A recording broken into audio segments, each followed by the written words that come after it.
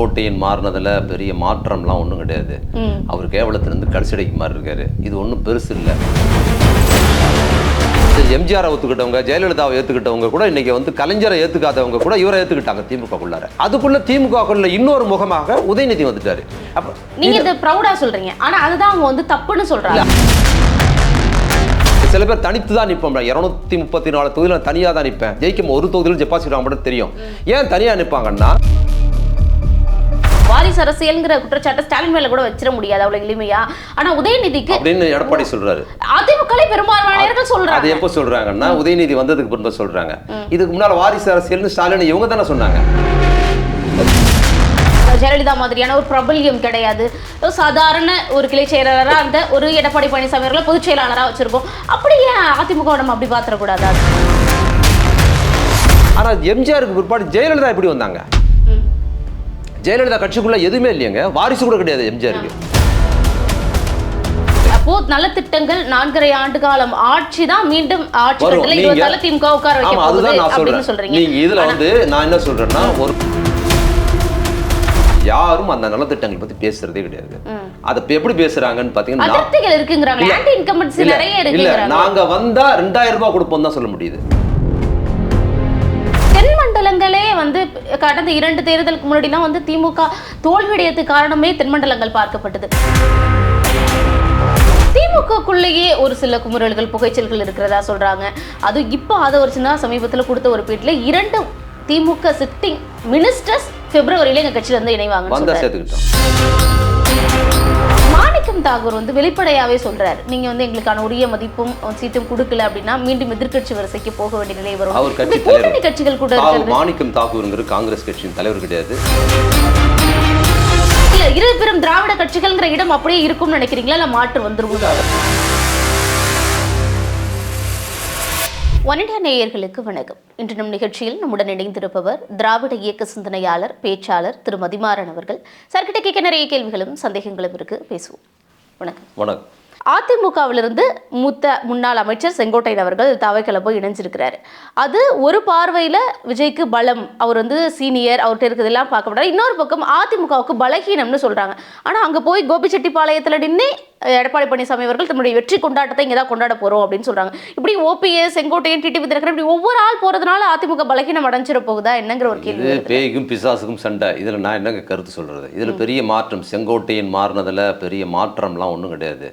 அவர் கேவலத்திலிருந்து கடைசிடைக்கு மாறி இருக்காரு. இது ஒன்றும் பெருசு இல்லை. நான் ஏற்கனவே சொன்னால் கேனப்பைய ஊருக்கு கிறுக்கு பைய நாட்டாமங்கிற மாதிரி இங்கேருந்து போய் அந்த இடத்துல எந்த அரசியல் கண்ணோட்டமும் இல்லாத நபர்களாக உருவாக்கப்பட்ட ஒரு கட்சியாக இருக்குது. அதில் எந்த அரசியல் பண்ணுவமோ அனுபவமோ அரசியல் கண்ணோட்ட அறிவோ எதுவுமே இல்லாத ஒரு கட்சி விஜயோட கட்சி. அந்த கட்சியில் அவர் போனார்னா அங்கே இவர் நாட்டாமையாக இருக்கலாம்னு நினச்சி போகிறாரு. கேனப்பைய ஊருக்கு கிறுக்கு பைய நாட்டாமங்கிற மாதிரி அங்கே போகலான்னு பார்க்குறாரு. இவருக்கு தான் அனுபவம் இருக்குன்னு அவர் போகிறாரு. அப்போ அங்கே ஜெயிக்கிறோமா இல்லையாங்கிறத விடவும் அவருக்கு ஒரு வேல்யூ கிடைக்கும் அந்த இடத்துலங்கிற கண்ணோட்டம் செங்கோட்டையன் இருக்குது. அப்போ செங்கோட்டையன் போனதில் வந்து அதிமுகவுக்கு நஷ்டம், அவங்களுக்கு லாபமாங்கிற விவாதம் பெருசாக ஒன்றும் இல்லை. அவருக்கு நஷ்டமா லாபமாங்கிறது, அவங்களும் லாபமாக இருக்கிறதுக்கு வாய்ப்பு இல்லை. இவர் நஷ்டம் இல்லைன்னா நஷ்டம் இல்லை, லாபம்னாலும் லாபம் இல்லை. அது பெரிய இஷ்யூவாக இல்லைன்னு கருதுறேன் நான். ஏன்னா ஒரு முகம் கிடையாது. இன்னைக்கு தமிழ்நாட்டில் ஜெயலலிதா கலைஞர் இறந்ததுக்கு பிற்பாடு தமிழ்நாட்டில் பொலிட்டிக்கல், தமிழ்நாடு முழுக்க கிராமம் தோறும் தெரிந்த முகங்கள் அப்படின்னு தமிழ்நாட்டு அரசியலில் யாருமே இல்லை. அது வந்து திமுக தலைவர் ஸ்டாலின் மட்டும்தான் இருந்தார். அதுக்கப்புறம் உதயநிதி பின்னால் வந்தார். ஆனால் எதிர்கட்சியில் அந்த மாதிரி எந்த கட்சியிலையும் அந்த முகங்கள் இல்லை. ஜெயலலிதா இருந்தாங்க, எம்ஜிஆர் இருந்தாங்க, வேற தலைவர்கள் அதிமுக இல்லை. வேற எந்த கட்சியிலும் தமிழ்நாடு தழுவிய மாதிரி ஒரு முகம் இல்லை. இல்லை, இப்போ உதயநிதியை தெரிந்த அளவுக்கு எடப்பாடி பழனிசாமி தெரியாது. எடப்பாடி பழனிசாமி பெருமளவில் கிராமப்புறங்களில் தெரியாது. உதயநிதியை நிறைய தெரிஞ்சிருக்குது. நான் வந்து திமுக தலைவர் ஸ்டாலினை தெரிஞ்ச அளவுக்கு எல்லாத்துக்கும் உதயநிதி தெரிஞ்சிருக்குன்னு சொல்லலை. உதயநிதி தெரிஞ்சு, ஆனால் அதிமுகவில் முகங்கள் இல்லை. கட்சிக்குள்ளார போனால் இந்த முகத்துக்காக ஓட்டு போடுவாங்கன்னு தெரியாது. ஆனால் திமுகக்குள்ளார திமுக தலைவர் தளபதி ஸ்டாலின் அப்புறம் உதயநிதி இந்த 2 பேரும் கழிச்சிட்டிங்கன்னா அங்கே தேர்தலுக்கு முகம் கிடையாது. அங்கே முகம் கிடையாது. அந்தந்த தொகுதியில் செல்வாக்கு இருக்கலாம். ஆனால் தமிழ்நாடு முழுக்க ஜெயிக்கணும்னா இவங்க 2 பேர் போனால் தான் ஜெயிக்க முடியும் பிரச்சாரத்துக்கு. அப்படி ஒரு முகம் ஆயிடுச்சு அவங்களுக்கு. இப்போ இவங்க 2 பேரையும் மைனஸ் பண்ணிட்டு திமுக தேர்தல் பிரச்சாரத்தை எதிர்கொண்டா அதுக்கு அதிமுக ஏற்பட்ட ஒரு எதிர்பார்ப்பு கூட அதுக்கு இருக்கும். அப்படி ஒரு முகம் வந்து தமிழக மக்கள் கொடுத்துட்டாங்க. அவர் திமுக தலைவருக்கு இந்த 5 ஆண்டுகளில் அவர் தொடர்ந்து அதுக்கு முன்னால் 18லேருந்து இன்னைக்கு வரைக்கும் பார்த்தீங்கன்னா 7-8 வருஷத்தில் அவருக்கு ஒரு முகம், கிராமப்புற பெண்கள் வர எல்லாரும் தமிழ்நாட்டில் ஒரு முகமாக மாறிட்டார் அவர். அது எம்ஜிஆரை ஒத்துக்கிட்டவங்க, ஜெயலலிதாவை ஏற்றுக்கிட்டவங்க கூட இன்னைக்கு வந்து கலைஞரை ஏற்றுக்காதவங்க இருந்தவங்க கூட இவரை ஏற்றுக்கிட்டாங்க திமுகக்குள்ளார. பெண்கள் மத்தியில் இவர் செல்வாக்கு பெற்ற ஒரு முகமாயிட்டாரு. அதுக்குள்ள திமுகக்குள்ள இன்னொரு முகமாக உதயநிதி வந்துட்டாரு.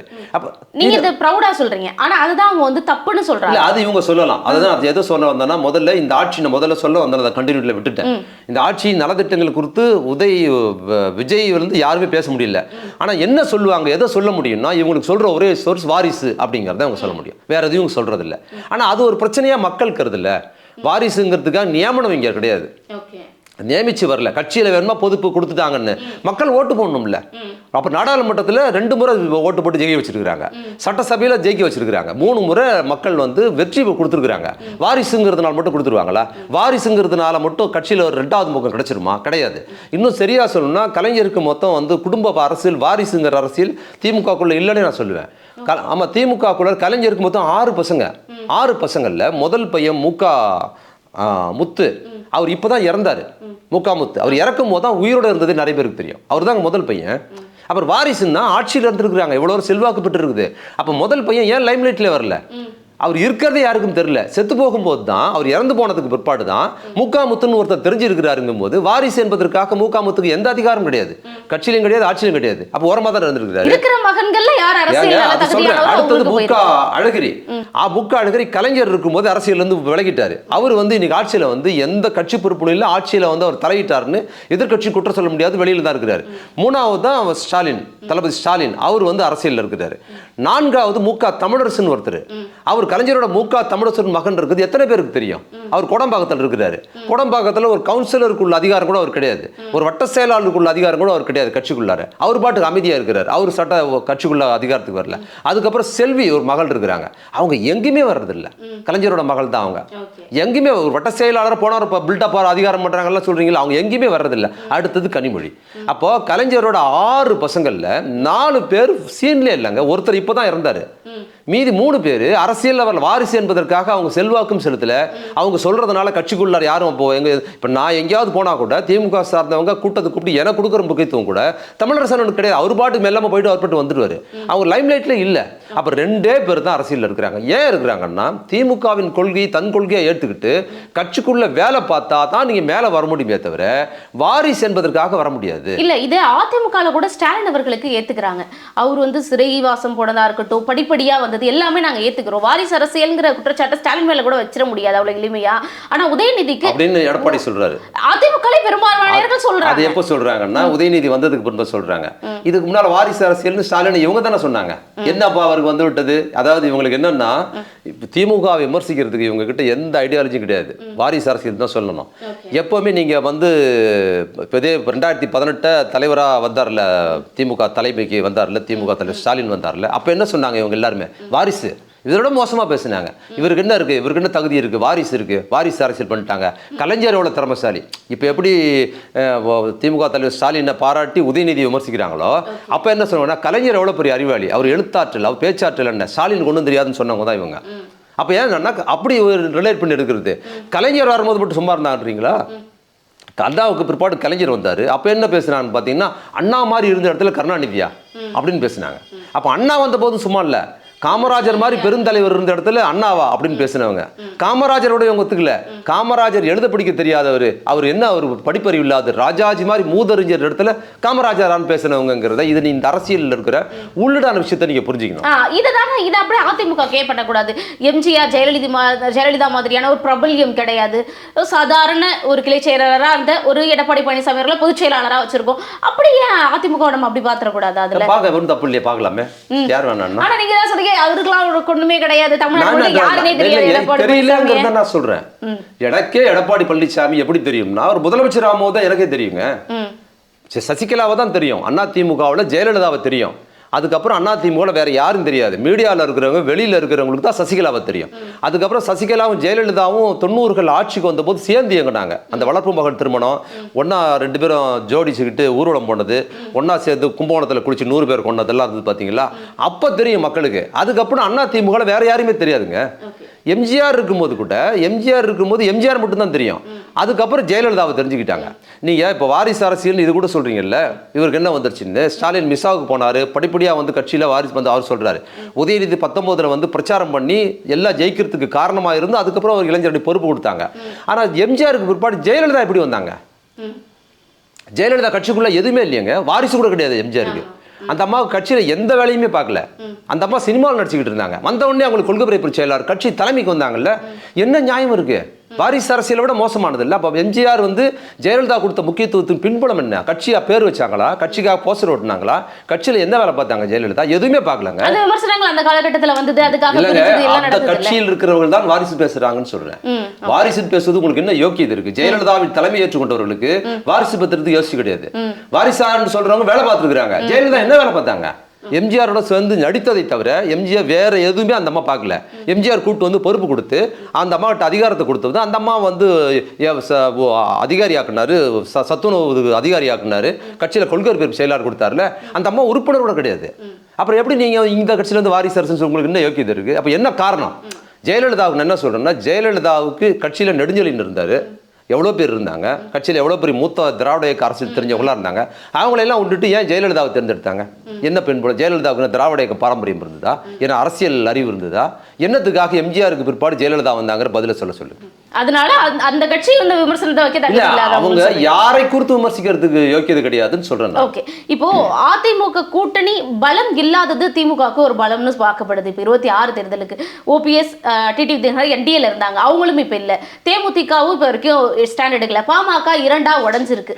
இதெல்லாம் தான் திமுகவுக்கு பலம் அப்படின்னு சொல்றாங்க. இதை எப்படி பாக்குறீங்க? இன்னொரு பார்வை, ஓபிஎஸ் வந்து டெல்லிக்கு போயிருக்கிறாரு, அங்க துக்ளக் குருமூர்த்தியும் போயிருக்கிறதா சொல்லப்படுது. தர்ம யுத்தம் மீண்டுமா இல்லை முடிவுக்கு கொண்டு வரப்படுமா அப்படிங்கிற கேள்வியும் எழுப்பப்படுது. எப்படி பாக்குறீங்க? இல்ல, அந்த கிசுகிசுக்கு நம்ம பதில் சொல்ல முடியாது. அது அதிகாரப்பூர்வமா எனக்கு தெரியல.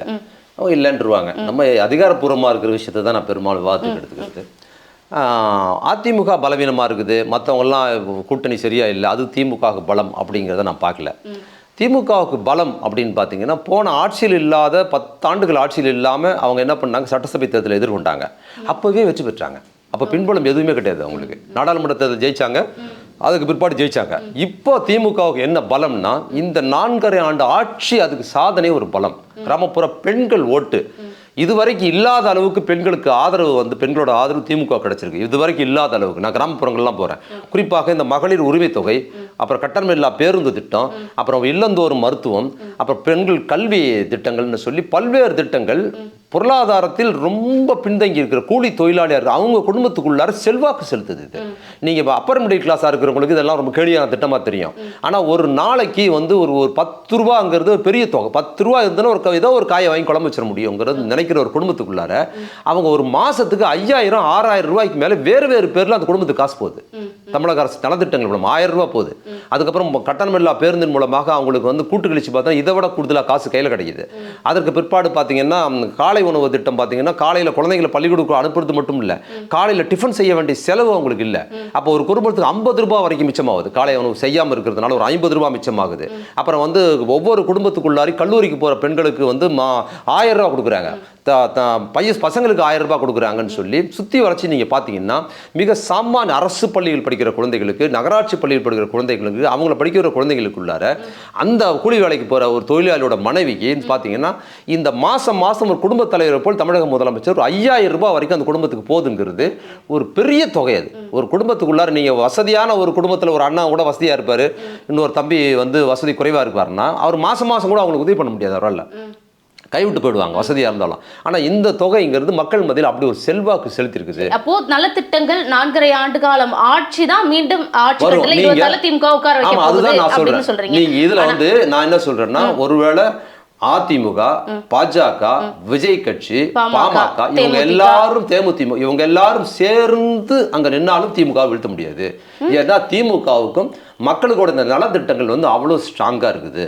அதுக்கு சாட்சி நான் இப்பவும் சொல்லி முடிக்கிற இடத்துல அதுக்கு சாட்சி என்னன்னா, இவர்கள் யாரும் அந்த நலத்திட்டங்கள் பற்றி பேசுறதே கிடையாது. அதை எப்படி பேசுறாங்கன்னு பார்த்தீங்கன்னா, நாங்க வந்தா 2000 ரூபாய் கொடுப்போம் தான் சொல்ல முடியுது. நாங்க வந்தா இந்த பஸ் திட்டத்தை இன்னும் கூடுதல் பயனுகள் ஆக்குவோம் தான் சொல்ல முடியுதே தவிர, இந்த திட்டம்லாம் சரியில்லை, இது ஊழல் நடந்துச்சுன்னு கூட சொல்ல முடியல. பாதி பேர் கொடுக்கல, இன்னும் மீதி பேர் கொடுக்கலன்னு தான் சொல்றாங்களே தவிர, இன்னும் நலத்திட்டங்களை விரிவுபடுத்தி இப்ப அந்த ஒரு திட்டம் போட்டாங்கல்ல, ஒவ்வொரு பகுதி பகுதியில் வந்து அரசு அதிகாரிகளே வந்து அவங்க குறைகளை கேட்டு அது நிறைய செல்வாக்கு செலுத்தியிருக்கு. இப்போ ரேஷன் கார்டு கிடைக்காதவங்க எழுதி கொடுத்த உடனே வீட்டுக்கு போயிருக்குது. பல்வேறு திட்டங்கள் இப்ப நடைமுறைக்கு போயிருக்கும் போது அதுவும் இன்னொரு பக்கத்தில் பிளஸ்ஸா போய்கிட்டு இருக்கு. திமுக கூட்டணியில் இல்லாத அனைத்து கட்சிகளும் ஒரே கூட்டணியிலும் ஒண்ணும் பண்ண முடியாது. திமுகவோட யார் கூட்டணி இல்லாட்டிலும் சரி திமுக ஜெயிக்கும். திமுக கூட்டணியே வேணாம். கூட்டணி நான் மிகைப்படுத்தி சொல்றேன். அந்த அந்த ஆட்சியின் செல்வாக்கு செலுத்துது, மக்கள் மத்தியில் நலத்திட்டங்கள் செல்வாக்கு செலுத்துது, அது பிரதானமாக இருக்குது. திமுக கூட்டணியில் யார் இருந்தாலும் ஜெயிச்சிட முடியும். மாறாக அந்த எதிர்கூட்டணியில் எத்தனை பேர் ஜெயிச்சாலும் அங்க ஜெயிக்க முடியாது அப்படிங்கறத நான் சொல்றேன். அது மாதிரி இதுவரை இல்லாத அளவுக்கு ஒரு செல்வாக்கை திமுக இதுவரைக்கும் ஜெயிக்காத அளவுக்கு சீட்டை திமுக ஜெயிக்கும். திமுக 200 மேல் கண்டிப்பா ஜெயிக்கும். எனக்கு நான் தொகுதி வாரியா பார்க்கும்போது நீங்க டோட்டலா சொல்றீங்க 200 ஜெயிக்கும்னு, தொகுதி வாரியா பார்க்கும்போது தொகுதி வாரியா செல்வாக்கு பெற்ற வேட்பாளர்களோ செல்வாக்கு பெற்ற கட்சியோ இல்ல. நீங்க ஏதாவது ஒரு தொகுதி சொல்லுங்க. எடப்பாடி பழனிசாமி தொகுதியே எடுத்துங்க. போன முறை ஜெயிச்சாங்க, போன முறை வேட்பாளர் பலமா இல்ல. இந்த முறை எடப்பாடி தொகுதியில அவ்வளவு பலம் கிடையாது. நீங்க ஓபிஎஸ் எடுத்துங்க, ஓபிஎஸ் எந்த தொகுதியில யாராவது பிரமுகர் எடுத்துங்க, எந்த பிரமுகருமே ஜெயிப்பதற்கு கஷ்டம்ங்கிற. இல்ல தென் மண்டலங்களே வந்து கடந்த 2 தேர்தலுக்கு முன்னாடிலாம் வந்து திமுக தோல்வியடையதுக்கு காரணமே தென்மண்டலங்கள் பார்க்கப்பட்டது. இப்ப தென்மண்டலங்கள் எல்லாமே உங்களுக்கு போன நாடாளுமன்ற அதுக்கு முந்தின முதல் 2019 நாடாளுமன்ற தேர்தலில் பெரும்பாலும் மாறிடுச்சு. அதோட இன்ஃபுளுன்ஸ் தான் தொடர்ந்து இது எல்லாத்திலையும் வருது. 2018 தலைவரா பதவியேற்று இன்னைக்கு வரைக்கும் எந்த தோல்வியுமே இல்லைங்க. தோல்வி இல்ல. ஆனா 21லயே அதிமுகவுடைய எம்எல்ஏக்கள் பெருவாரியானவர்கள் இந்த தென்மண்டலங்களே வந்தாங்க. அப்ப 26ல என்ன ஆகும்? இல்ல 21 தென் மண்டலத்துல இல்ல, மேற்கு மண்டலத்துல. மேற்கு மண்டலம் கோவை சேலம் இந்த பகுதியில தான் திமுக அதிமுக கூடுதலா ஜெயிச்சிருக்குது. அதுக்கு கேஸ்ட் பின்புலமும் அப்புறம் திமுக எதிர்ப்பு மனோபாவத்தை கட்டமைச்சது ஒரு காரணமா இருந்தது. ஆனா இந்த முறை அது இல்ல. பெரும்பாலும் அதிமுக ஓட்டு கொங்கு மண்டலத்துல வந்து பாத்தீங்கன்னா கொங்கு வேளாளர்ங்கிற ஆதிக்க சாதி ஓட்டு அதிமுக உள்ளோம். அதே போல் ரொம்ப ஒடுக்குமுறையில் எல்லா சாதிக்கும் கீழ் இருக்கிற அருந்ததியர் ஓட்டும் அதிமுக தான் உள்ளோம். ஆனா இந்த 2 சமூகத்துக்குமே இடஒதுக்கீடு, கல்வி, விவசாயம் எல்லாவற்றிலுமே திமுக கலைஞர் தான் பண்ணியிருக்கிறார். இது அந்த மக்களுக்கு தெரியல. ஆனா இன்னைக்கு திமுக ஆட்சியில் வந்ததுக்கு பிற்பாடு இந்த 2 சமூகத்துக்கு முன்னாலே பெரும் மாற்றங்கள் ஏற்பட்டிருக்குது. ஆனா அவங்க சமூக தலைவர்களா வச்சிருக்காங்க. எடப்பாடி பழனிசாமி, எஸ்பி வேலுமணி அவங்களா இருக்காங்க. ஆனா இப்ப இந்த முறை செல்வாக்கு செலுத்த முடியாது. கொங்கு பெல்ட்லயே அதிமுக பெருமளவில் செல்வாக்கு செலுத்த முடியாது. அதுல வந்து பாத்தீங்கன்னா அருந்ததியர் ஓட்டும் கொங்கு வெள்ளாளர் ஓட்டும் வந்து திமுக பக்கம் பெருமளவில் மாறி இருக்குது இந்த தேர்தல்ங்கிறதுனால. போன 2021 சேலம் பகுதியில் ஒரே ஒரு தொகுதி தான் ஜெயிச்சது திமுக. 10ல் அதிமுக கூட்டணி தான் ஜெயிச்சது. ஆனா இந்த பக்கம் பெருமளவில் மாற்றம் இருக்குது. திமுகக்குள்ளேயே ஒரு சில குமுறல்கள், புகைச்சல்கள் இருக்கிறதா சொல்றாங்க. அது இப்போ அதை ஒரு சின்ன சமீபத்தில் கொடுத்த ஒரு பேட்டில் 2 திமுக சிட்டிங் மினிஸ்டர்ஸ் பிப்ரவரியில எங்க கட்சியில இருந்து இணைவாங்க வந்தா சேர்த்துக்கிட்டோம். இந்த கிசுகிசுக்கெல்லாம் நம்ம என்ன பதில் சொல்லணும்? ஓகே, காங்கிரஸ்ல வெளிப்படையாவே அவர் திரும்பி வந்தாருன்னா யாரும் சேர்த்துக்க மாட்டாங்க. அவர் வருவாரா? வர மாட்டாரு. இப்ப விடுதலை சிறுத்தைகள்ல இருந்து கூட்டணி கட்சியில தான் இருந்தாரு. திமுக கூட்டணி கட்சி விடுதலை சிறுத்தைகள் தான் இருந்தாரு. திமுக கூட நான் தான் தேர்தல் வேலையெல்லாம் பார்த்தேன்னு வர சொல்லி பேட்டி எல்லாம் கொடுத்துருக்காரு. அது போன்ற நபர்கள் எங்க வேணுமாலும் போவாங்க தனக்கான முக்கியத்துவத்துக்காக. அதனால இந்த மாதிரி கிசுகிசு பேசுறவங்களை பத்தி நம்ம விவாதிக்க. மாணிக்கம் தாகூர் வந்து வெளிப்படையாவே சொல்றாரு, நீங்க வந்து எங்களுக்கான உரிய மதிப்பும் சீட்டும் கொடுக்கல அப்படின்னா மீண்டும் எதிர்கட்சி வரிசைக்கு போக வேண்டிய நிலை வரும். அவர் கட்சி தலைவர் கட்சிகள் கூட மாணிக்கம் தாகூர்ங்கிற காங்கிரஸ் கட்சியின் தலைவர் கிடையாது. அவர் அந்த கட்சியின் முடிவு பண்றதும் கிடையாது. அவருக்கு அடுத்த சேதத்துல அவர் கட்சியில சீட்டு கொடுக்குறாங்களாங்கிறது அவர் விசாரிச்சு சொல்லுங்க. கூட்டணி பத்தி பேசுறது இருக்கட்டும். அப்போ காங்கிரஸ் விசிக இரட்டை இலக்கத்துல வேணும் அப்படின்னு சொல்றாங்க. பேசிப்பாங்க. நீங்க வெளியில இது மாதிரி ஏதாவது விரும்புறாங்க, ஏதாவது வேணுமானா அவர் வெளிப்படையா சொல்லிட்டாரு. நாங்கள் வந்து கூட்டணி இந்த ஆட்சி திரும்பி வரணுங்கிறத விரும்புகிறோங்கிறது கூட்டணி கட்சியில் மற்ற எல்லாரை விடவும் திருமாவளவன் உறுதியாக சொல்லியிருக்காரு. எங்களுக்கு எந்த டிமாண்டும் கிடையாது. இது திரும்பி வர்றது வந்து நாங்கள் அதுக்காக ஒத்துழைப்போம். இது சிறப்பான ஒரு ஆட்சி திரும்பி வரணுங்கிறது தான் எங்களோட ஒரே நோக்கங்கிறது அவர் வெளிப்படையாக சொல்லிட்டாரு. அப்புறம் வெளியில நீங்களா நீங்க சொல்ற மாதிரி ஆளும் கட்சியில் இருக்கக்கூடிய திட்டங்களையோ இருக்கக்கூடிய குறைகளையோ பிரதான எதிர்கட்சியா இருக்கக்கூடிய அதிமுக 4.5 ஆண்டு காலங்களில் சரி எடுத்து வைக்காததுனால கூட்டணி கட்சிகளே திமுக கூட்டணி வருவதற்கு முன்னால் அவங்க நிலைமையோடும் இன்னைக்கு வந்ததுக்கு பிற்பாடு அதோட நிலைமை பல மடங்கு உயர்ந்திருக்கு. மக்களோட வாழ்க்கை மட்டும் இல்ல, கூட்டணி கட்சிகளோட அவங்களோட ரேட்டிவ் சிபிஐ சிபிஎம்லாம் அதற்கு முன்னால் அவங்களுக்கு சீட்டே கிடையாது. நாடாளுமன்றத்தில் 2 சீட்டு கொடுத்தாங்க, 2வது நாடாளுமன்ற சீட்டு. அதுக்கப்புறம் அகில இந்திய அளவிலே திமுக கொடுத்த சீட்டு தான் அவங்களுக்கு இருந்தது. காங்கிரஸ் கட்சிக்கு அப்படிதான் இருந்தது. அப்போ இங்க இருக்கிற மக்கள் நல கூட்டணி வந்தவங்களுக்கு எல்லாம் சட்டசபை 6 தொகுதி கொடுத்தாங்க. விடுதலை சிறுத்தைகள் 4 தேதி இருக்குது. ஒப்பீட்டளவில் இப்போ வரைக்கும் பாத்தீங்கன்னா திமுக தலைவர் ஸ்டாலின் பொறுப்பு வந்ததுக்கு பிற்பாடு, ஆட்சி வந்ததுக்கு பிற்பாடு மக்கள் மட்டும் இல்ல கூட்டணி கட்சிகளுக்கே செல்வாக்கு உயர்ந்திருக்குது.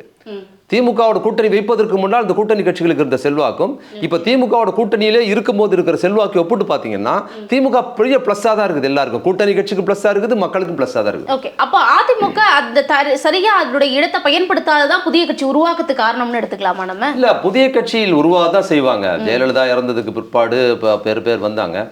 இது அதுக்கு பிற்பாடு இனி அது செல்லுபடி ஆகாதுன்னு நிறைய பேர் டிமாண்ட் பண்ணிட்டு போயிட்டாங்க. அதிமுக எடுத்து அது பிடிச்சிருச்சு போடுவாங்க. சில பேர் சின்ன சின்னதாக ஆரம்பிக்கிறவங்க கட்சி ஆரம்பிக்கும் போது தேர்தல் நேரங்களில் லாபி பண்ணுவதற்கும் தேர்தல் நேரங்களில் பார்கெயின் பண்ணுவதற்கும் தேர்தலை வச்சு காசு பார்க்கறதுக்கும் கூட சில கட்சிகள் உருவாவாங்க. சில பேர் கட்சி ஆரம்பிச்சுட்டு நான் ஒரு 500 ஓட்டு, ஒரு தொகுதி 500 ஓட்டு 600 ஓட்டு வாங்குவேன், இந்த ஓட்டை நான் பிரிச்சுட்டேன்னா அவனை நான் தோக்கடிச்சிடலான்னு சொல்லி யார்கிட்ட காசு வாங்குவாங்க. அது வாங்குவாங்க. இப்போ முஸ்லீம் நான் தான் பாஜக உண்மையான எதிர்ப்பாளர்னு சொல்லி முஸ்லீம் பெருவாரியா இருக்க தொகுதியில சுயேட்சை நிற்பாங்க. பாத்தீங்கன்னா நாங்க பாஜக பயங்கரமா திட்டி பேசறதா இருக்கு, பார்த்தா அவங்க பாஜகவோட ஆளா இருப்பாங்க, பாஜக பணம் வாங்கிட்டு நிப்பாட்டிருப்பாங்க. ஏன்னா அந்த பக்கம் போயிடக்கூடாதுங்கிறதுக்காக இது மாதிரி தேர்தல் நேரத்தில் சில பேர் உருவாகி கொஞ்ச நாள் வசூல் பண்ணலான்னு பார்ப்பாங்க. சில பேர் தனித்து தான் நிற்போம். 234 தொகுதியில் தனியாக தான் நிற்பேன், ஜெயிக்கும் ஒரு தொகுதியிலும் டெபாசிட் வாங்க மட்டும் தெரியும். ஏன் தனியாக நிற்பாங்கன்னா கலெக்ஷன் பண்ணலாம். 234 தொகுதியிலும் இது எலெக்ஷனில் நிற்கிறேன் கொடுங்கன்னு பல பேர்கிட்ட கலெக்ஷன் பண்ணலாம்.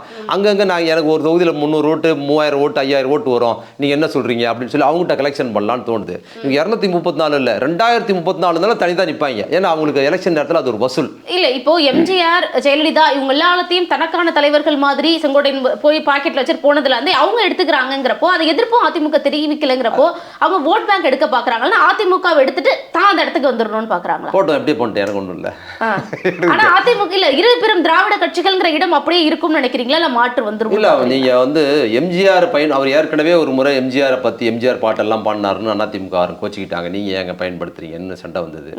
எம்ஜிஆர் முன்னெடுத்து பேசுறது, ஜெயலலிதா பின்பற்றி பேசுறதுங்கிறது அவங்க கிட்ட பேசிக்கிட்டேன். நான் என்ன சொல்றேன், அப்போ கூட விஜய் அதிமுக குறித்து பேச மாட்டாரு, அவங்க கட்சிக்காரங்க அதை பத்தி பேச மாட்டாங்களா? அந்த வாக்குகள் வேணும்னு நினைக்கிறாங்க போல. வேணும்னு சொன்னா எம்ஜிஆர், நான் என்ன சொல்றேன், உனக்கு எம்ஜிஆர் ஓட்டு வேணும், ஜெயலலிதா ஓட்டு வேணும்னா எம்ஜிஆருக்கு துரோகம் செய்த, ஜெயலலிதாவுக்கு துரோகம் செய்த எடப்பாடின்னு தான் சொல்லுங்க. அதை சொல்ல மாட்டீங்களா? என்ன உங்க நேர்மை? ஜெயலலிதா பாஜக மோடி டேடியா மோடியா அப்படின்னு கேட்டப்போ லேடியான்னு கேட்டப்போ லேடி தான் நின்றவங்க. ஜெயலலிதா பாஜக எதிர்த்தவங்க, எம்ஜிஆர் எப்படி கட்சியை வித்தாருன்னா சொல்றீங்கல்ல. நீங்க அதையாவது சொல்லியாங்க. நீங்க திமுகவே எதையாவது சொல்லிக்கிட்டு இருக்கல சம்பந்தம் இல்லாம. நீ எம்ஜிஆர் ஆதரிப்பதற்கு கூட லாய்க்கற்றவர் தான் எடப்பாடி. உங்ககிட்ட நீங்க எம்ஜிஆர் கைவிட்டீங்க, ஜெயலலிதா அதனால தான் செங்கோட்டை என்கிட்ட சேர்ந்துட்டாருன்னு கூட சொல்ல வக்கு இல்லாம தானே இருக்கீங்க. அப்ப என்ன அரசியல் இருக்கு உங்ககிட்ட?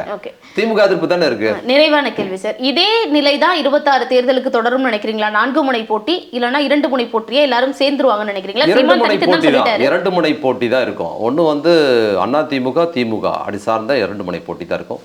குறுக்கால மறுக்கால கொஞ்சம் பேர் ஓடி போய் வருவாங்க. அது ஒண்ணு. புது கட்சிகளோ இல்ல சீமான் எப்படி தனித்து நின்று கொஞ்சம் ஓட்டு வாங்குறாரோ அதை விட கொஞ்சம் கூடுதலாக விஜய் வாங்குவார். ஆனா அதிமுக நெருங்க முடியாது. அதிமுக தான் நிற்கும். சில தொகுதிகள் அதிமுக தான் நிற்கும். ஆனா வித்தியாசம் திமுகவுக்கும் அதிமுக ஓட்டு வித்தியாசம் ரொம்ப அதிகமா இருக்கும். அந்த வித்தியாசம் திமுக வெற்றி பெறுகிற ஓட்டு வித்தியாசம் கூடுதலா இருக்கும். 3% இருந்தது கடந்த தேர்தல்ல. இது கூடுதலா இருக்கும். அந்த ஓட்டை இவங்க திமுகவோட ஓட்டை விஜயோ சீமானோ மற்றவனோ திமுக ஓட்டை பெற முடியாது. மாறாக அதிமுகவோட ஓட்டை அவங்க பிரிக்க முடியும். அதனால இன்னும் கூடுதலான வித்தியாசம் திமுக அண்ணா திமுக கூடுதலா வர வாய்ப்பு இருக்கு. மீண்டும் திமுக ஆட்சிங்கிறது உறுதியா மீண்டும் அது எப்பவுமே முடிவானதுதான். இவ்வளவு நேரம் ஒதுக்கி என்னுடைய கேள்விகளுக்கு மிக நேர்த்தியான தெளிவான பதில்களை கொடுத்ததுக்கு மகிழ்ச்சி. நன்றி, வணக்கம். Subscribe to One India and never miss an update.